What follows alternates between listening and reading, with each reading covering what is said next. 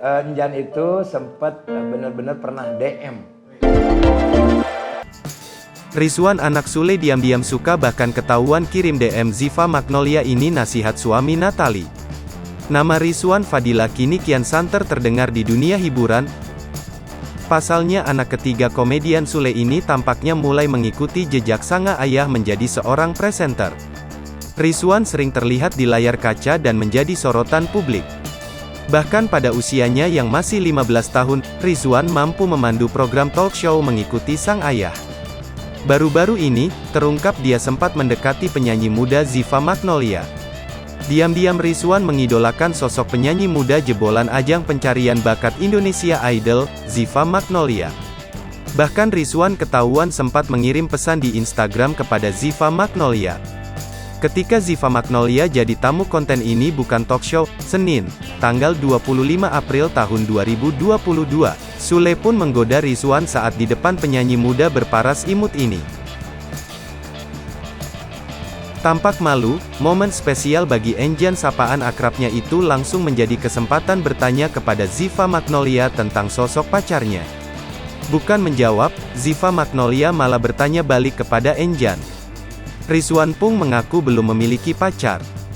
Tak disangka Rizwan makin grogi ketika Ziva Magnolia malah bertanya kepada Sule perihal cocok atau tidak dengan Enjan. Sontak saja, Sule tampak terkejut dan heran dengan pertanyaan Ziva Magnolia. Mendengar jawaban sang ayah, Rizwan sigap pindah posisi, tepat di samping Ziva Magnolia. Dia pun meminta pendapat ayahnya soal kemungkinan benar-benar menjadi pacar perempuan 21 tahun itu. Suami Natalie Holzer pun menanggapi pertanyaan dari anak ketiganya itu. Dia menasihati sang anak bahwa jodoh tidak akan kemana-mana. Hingga Senin malam, video unggahan Minggu, tanggal 24 April tahun 2022, itu menjadi trending topik pertama di YouTube. Video itu sendiri sudah disaksikan lebih dari 3,6 juta kali.